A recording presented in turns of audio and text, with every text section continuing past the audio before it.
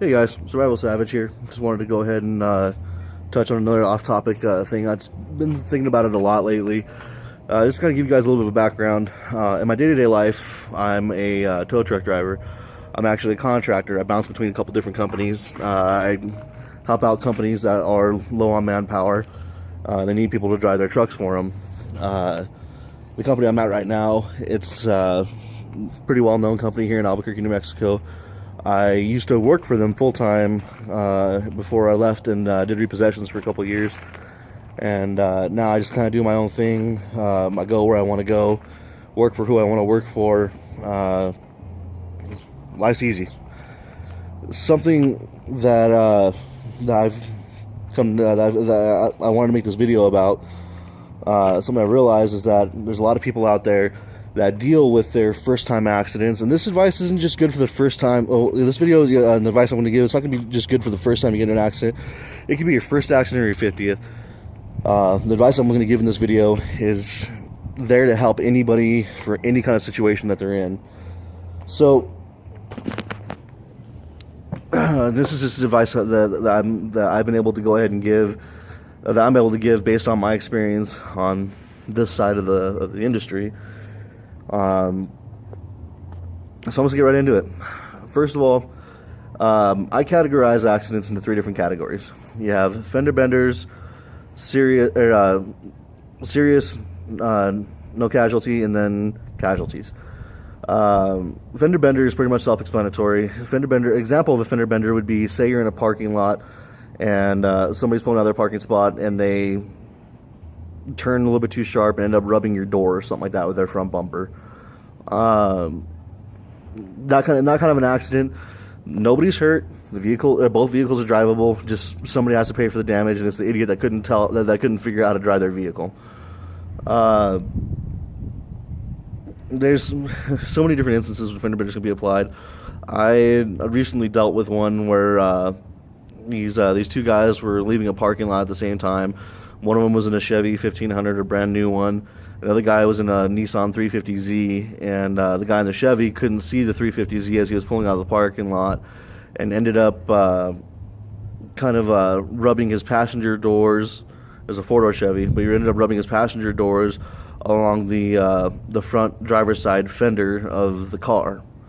And the advice I gave to that guy, I'm going to go ahead and cover in this video as well. But let me go ahead and give you the example of the serious no casualty. So serious no casualty is when the vehicle is not drivable. There's no way in hell that you're driving that thing home. You're lucky if it even starts. An example of a serious non-drivable would be that little red car right there. Front end's on the ground. That thing is destroyed. That black car, same thing. You know, I have so many vehicles here that I can go through as examples, but use a little bit of common sense and you get the idea. So, and then that leads us to the last category, serious casualties. That's whenever somebody's hurt and taken to the hospital, and it's never a good thing.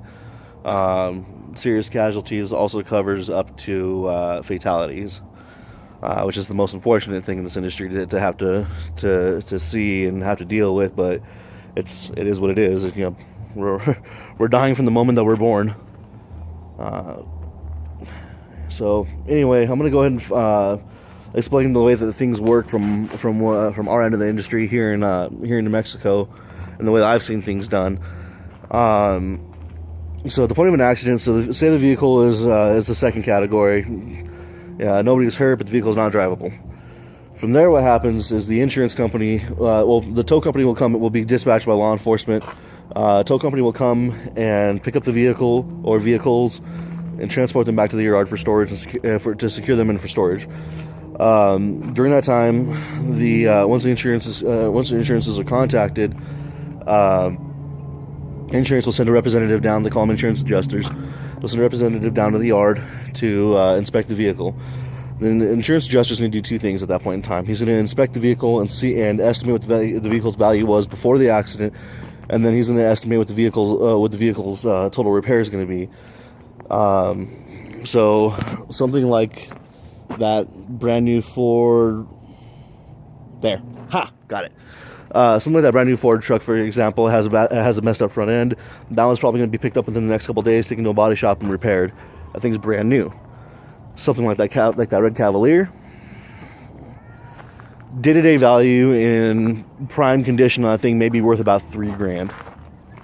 And that's in prime condition. Doesn't matter mileage or whatever. I'm just giving you an example. That is definitely more than $3,000 worth of damage. That vehicle falls under a category called totaled. So at the point of a vehicle being totaled, the insurance company will then have a towing company that contracts with them, or a towing company that contracts with what's called an auto salvage auction.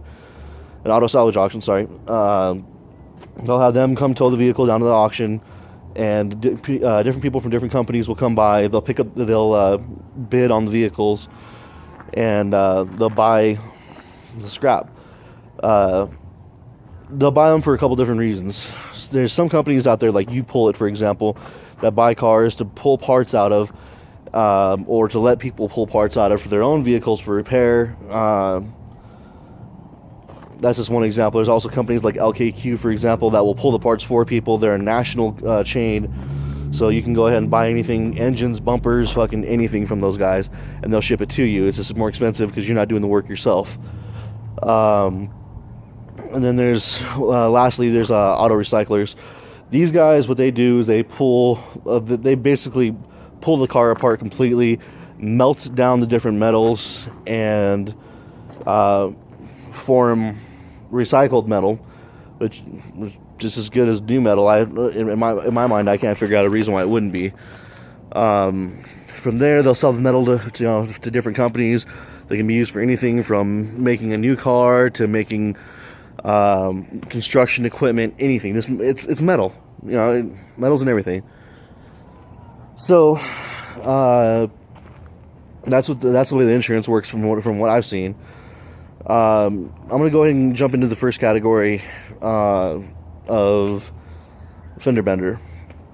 My advice that I can give on fender benders is, if it's a small accident, minor damage or whatever, don't bother calling the cops. For one thing, it's going to take them a while to get there because it's a non-priority call for them. They're not going to worry about getting there anytime soon. The first thing you need to do if you're in a fender bender, get off the road. Pull into a parking lot where you both can get out, speak safely and whatnot, exchange information, take picture of the driver, take picture of his driver's license, the insurance that he provides, license plate on the vehicle, both vehicles' damages. Whenever you get home and chill out for a little while, go ahead and call your insurance and start dealing with it. Another avenue that you can take is this. This is not something that I can recommend. By law, I actually do believe that it's considered fraud, but this is something that I've seen people do in the past. Something that they can do is, whoever's at fault, if the driver knows he's at fault or whatnot, they can tell him, look, just go get an estimate, let me know what the estimate's going to be, and I'll pay for it out of pocket. That way we're not depreciating each other's vehicle's value, because accidents do depreciate vehicles' values. If a vehicle's fixed right, honestly, in my mind, it's not a bad thing. It just it saves both of you a little bit of the hassle, to be honest with you. The reason why it's considered dishonest in the eyes of the law is because you're not reporting damage to the vehicle for the next owner to tell or whatever. If the vehicle's safe and sound, the damage was repaired properly, I don't think it matters. It's something as simple as replacing a fender. It's not going to compromise the integrity of the car. You're not going to have a fucking wheel fall off because a fender got a little fucked up. Obviously, if it was something like a tie rod got bent or something like that, you're gonna want it to get replaced properly and done by a reputable shop, not some fucking backyard mechanic. Do not go to backyard mechanics. That is the least safest thing that you can do. A lot of accidents, a lot of single vehicle accidents that are not caused by driver error, that are caused by mechanical failure, are caused because a backyard mechanic did crappy work because he was getting, well, he was getting paid crap. You get what you pay for, especially when it comes to auto repairs. The safest, surefire way to ensure that a vehicle is repaired properly is to go to a dealer, as far as mechanical stuff goes. In the big picture, and I know it's easier said than done, in the big picture, you get what you pay for. The more you spend, the safer you'll be. The safer they're going to keep the next guy that buys your vehicle, and the guy after that. Anyway, moving on to serious no casualty. Serious no casualty. Most of the time, both vehicles are dead in the water. They're stuck in the middle of the street. Nothing you can do about it. Police have to be called to secure the scene until the tow trucks can get there to go ahead and load the vehicles and take them out of the area. The police's primary function for the tow truck drivers in that situation, is to keep everybody safe, keep the vehicle safe, traffic control.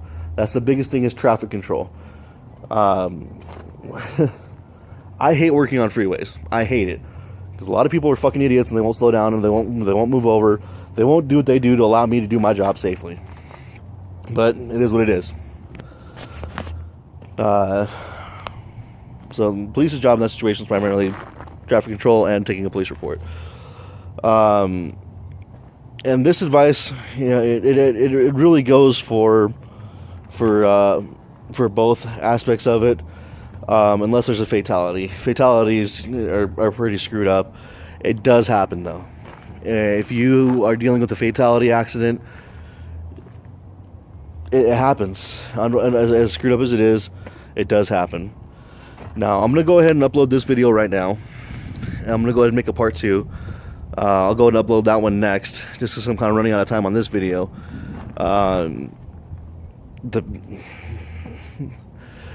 The better advice is coming in. The better advice how to deal with those kinds of accidents is, and the advice I believe that people are probably going to seek out these videos for is probably going to be in the next video. So please do watch both. Both of them are good. Both of them have healthy advice. Just the more you know, the better off you'll be whenever you're dealing with these situations. See you in a bit.